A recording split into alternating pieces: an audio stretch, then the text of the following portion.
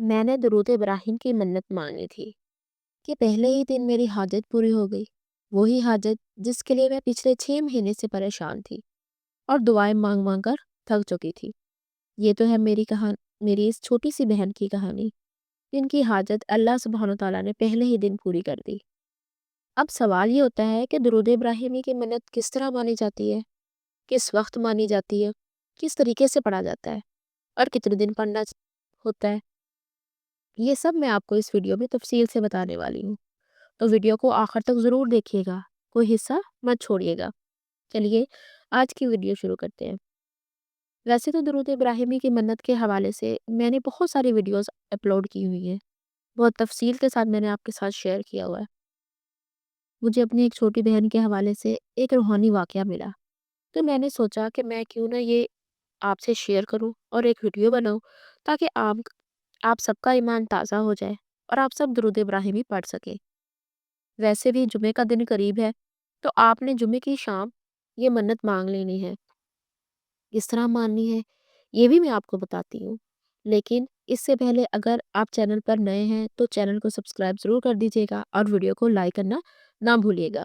دیکھیے، آپ نے اپنی زندگی میں کبھی نہ کبھی یہ ضرور محسوس کیا ہوگا کہ زندگی اتنی خاموش کیوں لگتی ہے، کہ آپ کو یوں لگتا ہے کہ جیسے آپ کی دعائیں، جو بھی آپ اللہ تعالیٰ سے مانگ رہے ہیں وہ قبول نہیں ہو رہی، آپ وظائف کر رہے ہیں وہ قبول نہیں ہو رہے، آپ مانگتے ہیں روتے ہیں مگر لگتا ہے جیسے دعائیں قبول ہونا ہی بند ہو گئی ہے، اللہ تعالیٰ کے پاس ہی نہیں جا رہی۔ آپ کا اللہ سے تعلق ٹوٹ گیا ہے، اور وقت گزرنے کے ساتھ ساتھ دل سن ہو جاتا ہے اور آپ سوچنے لگتے ہیں کہ شاید میں دعا کے قابل ہی نہیں رہا۔ لیکن میرے پیارے بہنوں، کبھی کبھی اللہ دعا کو روکتا نہیں ہے، وہ صرف یہ چاہتا ہے کہ آپ اپنے نبی کریم صلی اللہ علیہ وآلہ وسلم کے وسیلے سے اسے پکاریں، کیونکہ جس زبان سے درود پاک نکلتا ہے اس زبان کی دعائیں کبھی بھی رد نہیں ہوتی۔ درود پاک کوئی عام کلمات نہیں ہوتے، یہ وہ وظیفہ ہوتا ہے جو اللہ تعالیٰ خود پڑھتے ہیں، یہ اللہ تعالیٰ کی سنت ہے، اور اللہ اور اس کے فرشتے خود نبی کریم صلی اللہ علیہ وآلہ وسلم پر درود بھیجتے ہیں۔ تو سوچیں یہ کتنا بڑا عمل ہوگا جو خود اللہ تعالیٰ فرما رہے، جو خود اللہ تعالیٰ کر رہے ہیں۔ اللہ تعالیٰ نے کہیں یہ نہیں فرمایا کہ میں نماز پڑھتا ہوں، میں روزے رکھتا ہوں یا میں حج کرتا ہوں، لیکن قرآن پاک میں اللہ تعالیٰ نے فرمایا ہے کہ بے شک اللہ اور اس کے فرشتے نبی کریم صلی اللہ علیہ وآلہ وسلم پر درود بھیجتے ہیں۔ اے ایمان والو، تم بھی ان پر درود بھیجا کرو۔ یعنی یہ عمل کتنا عظیم ہے، مگر ہم اسے چھوٹا سا سمجھتے ہیں، بالکل معمولی سمجھتے ہیں۔ لیکن یقین جانیے، اگر انسان درود پاک کی اہمیت سمجھ لے تو اس کے پس منظر نظام کو وہ جان لے گا، تو وہ کبھی بھی اسے نہیں چھوڑ سکتا۔ اگر آپ لوگ چاہتے ہو کہ نبی کریم صلی اللہ علیہ وآلہ وسلم آپ کے لیے دعا کرے تو درود پاک پڑھنا شروع کر دیجیے، اور جس کے لیے نبی کریم صلی اللہ علیہ وسلم دعا کر دے اس کو کسی اور چیز کی ضرورت ہی نہیں رہتی۔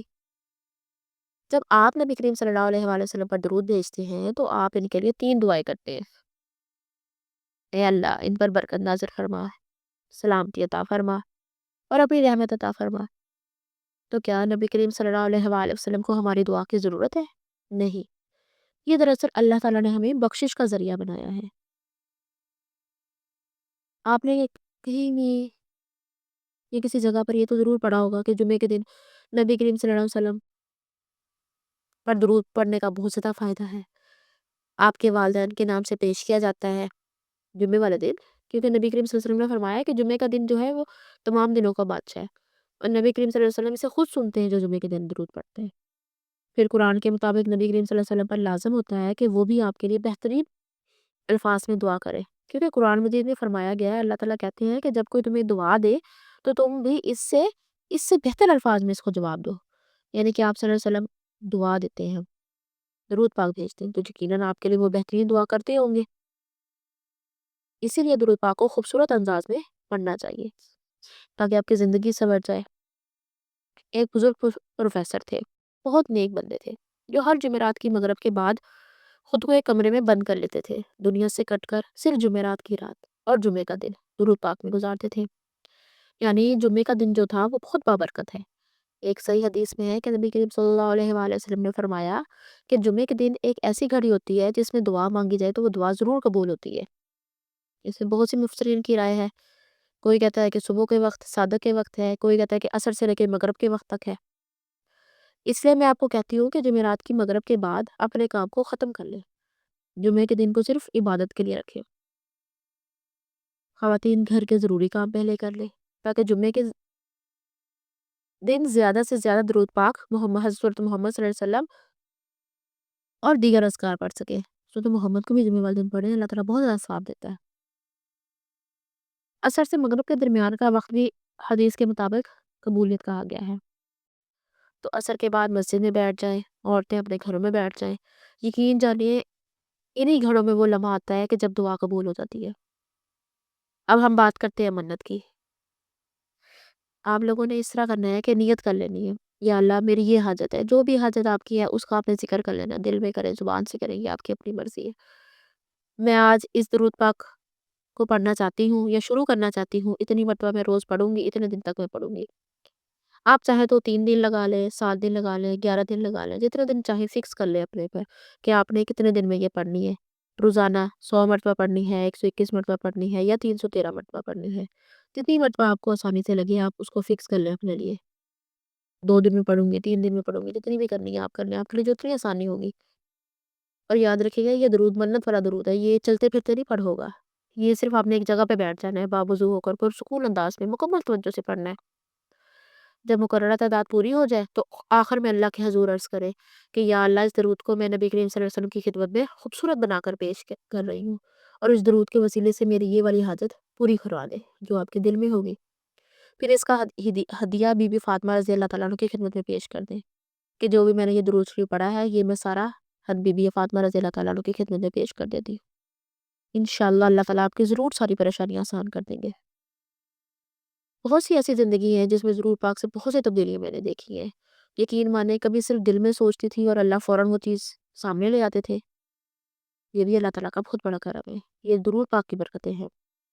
چاہے تھوڑا ہی پڑھے مگر روزانہ پڑھے، آہستہ آہستہ اس کی تعداد بڑھاتے جائیں، آپ کے لیے آسانی ہو جائے گی۔ پہلے 100 مرتبہ پڑھ لیا، پھر دوسرے دن اس کو 100 مرتبہ بھی عادت آ جائے گی، پھر تسبیح کو بڑھا لیں، اس طرح آپ کی عادت بن جائے گی۔ اللہ پاک آپ سب کی حاجات پوری کرے، آمین۔ اللہ پاک جو بہنیں بیمار ہیں انہیں شفائے کاملہ عطا فرما، جو اولاد کے لیے پریشان ہیں انہیں نیک اولاد عطا فرما، جو بہنیں اپنا گھر چاہتی ہیں انہیں ذاتی گھر عطا فرما، جو خانہ کعبہ کی زیارت کی خواہش رکھتے ہیں انہیں اپنے گھر کی زیارت نصیب فرما، جو رشتوں کے حوالے سے پریشان ہیں انہیں نیک ہم سفر عطا فرما، ان کے لیے آسانیاں عطا فرما، ان کے والدین کے دل نرم کر دے، آمین یا رب العالمین۔ اللہ پاک ہمارے والدین کو صحت و تندرستی عطا فرما، جن کے والدین اس دنیا سے چلے گئے ہیں ان کے درجات بلند فرما، ان کی مغفرت فرما، آمین۔ اللہ پاک ہمارے ملک پاکستان پر خیر فرمائے، جو لوگ سیلاب سے متاثر ہوئے ہیں ان کی زندگیاں بحال کر دے، یا اللہ پاک فلسطین کو اپنے حفظ و مان میں رکھ، ان کی قربانیوں کو قبول فرما، ان کے لیے آسانیاں پیدا فرما، آمین ثم آمین۔ اللہ پاک ہماری دنیا اور آخرت سنوار دے، ہمیں دنیا میں بھلائی دے، آخرت میں بھی بہترین مقام عطا فرما۔ بے شک ہے میرے مولا تیرے خزانوں میں کوئی کمی نہیں ہے، اللہ ہمیں توفیق دے کہ ہم ہمیشہ تجھ سے مانگتے رہیں، آمین ثم آمین۔ اگر آپ کو یہ ویڈیو اچھی لگی ہو تو اسے شیئر ضرور کیجیے گا تاکہ دوسروں کی بھی مدد ہو جائے۔